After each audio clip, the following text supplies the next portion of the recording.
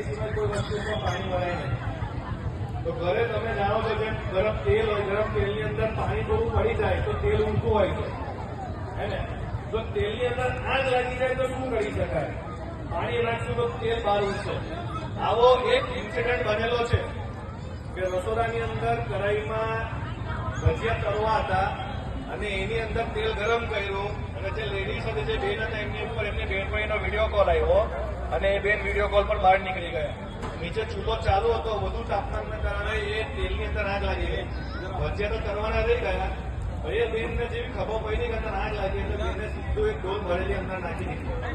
હવે તેલ તો ગરમ હતું, આખા રસોડાની અંદર તેલ ફેલાઈ ગયું અને ત્યારબાદ એ રસોડામાં આગ લાગીને રસોડાની આગ એટલી મોટી થઈ કે આખું ઘર સળગી ગયું. બરાબર છે? તો એ સમયે આપણે શું કરી શકીએ? આ લેડીઝો માટે બહુ જ ઉપયોગી છે.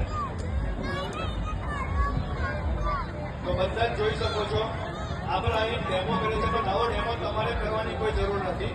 આ ફક્ત જાગૃતતા માટે છે.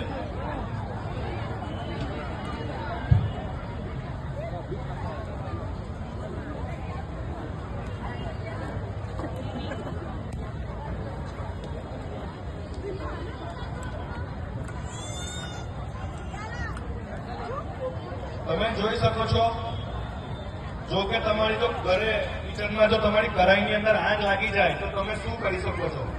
અમારી પાસે પાણીની બોટલ છે. તો શું જો ઘરે ચૂલા ઉપર કઢાઈમાં આગ લાગી જાય તેલમાં, તો તમે એની અંદર પાણી નાખી શકો? મેં પાણી નાખી દીધું, આમાં કશું નથી થયું. જો આખી ડોલ ભરીને નાખી દો, આખી બોટલો નાખી દઈશ તો શું થશે? તેલ બહાર આવશે અને આ સળગી જશે. તો જો ઘરે તમે પાણી મારી દો કઢાઈમાં તો તમારું પ્લેટફોર્મ સળગી જાય. તો કોઈ પણ કઢાઈનું એક ઢાંકણું હોય છે, રાઈટ? એ ઢાંકણાને તમે ઢાંકી દીધું, આ ગોલવાઈ ગઈ, કોઈ જાદુ નથી. તમે પોતે એક હીરો બની શકો. ઘરમાં જે રસોઈ બનાવવા વાળી લેડીઝ છે, તમારી મમ્મી, બેન, તમે પોતે એક હીરો બની શકો છો. આ કેમ આ ગોલવાઈ ગઈ? કેમ કે એને ઓક્સિજન મળતું બંધ થઈ ગયું. હવે આપણી પાસે આ એક બોટલ છે, આને શું કહેવાય? કોઈ ખબર છે? લાલ હિટ, હે ને? આની એક એડવર્ટાઇઝ આવે છે કે કોને કોને છે કોકરોચ કો મારે.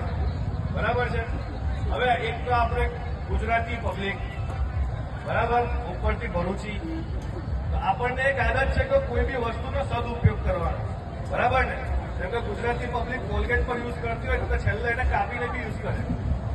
બરોબર છે? તો લાલ હિટનો આપણી પબ્લિક ઉપયોગ કરે, તેને કેવી રીતનો ઉપયોગ કરે?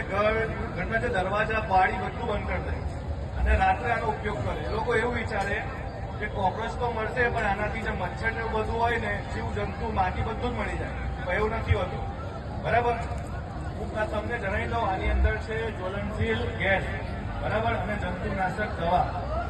હવે સમજી લો કે ઘરે તમે બધું બંધ કરતો, બારી દરવાજા, હે ને? અને આ બોટલ તમે ફ્રીજની પાછળ, ટીવીની પાછળ, રસોડામાં, બાથરૂમમાં, બધી જ જગ્યા નાખી દો, આખો ખાલી કરી નાખો તો ઘરમાં શું થશે? જ્વલનશીલ ગેસ આવી જશે. બરાબર ને? અને એ સમયે કોઈ કાકા મોંમાં બીડી મૂકીને સળગાવે તો શું થાય? ધડાકો થાય, બારી તૂટીને બહાર પડે. બરાબર? એવા સમયે ઘરમાં કોઈ દીવો સળગાવવા જાય, મીણબત્તી સળગાવવા જાય, અગરબત્તી કરવા જાય તો આગ લાગી શકે છે. તો પહેલા હું તમને બતાવી દઉં કે આ કેટલું જ્વલનશીલ છે.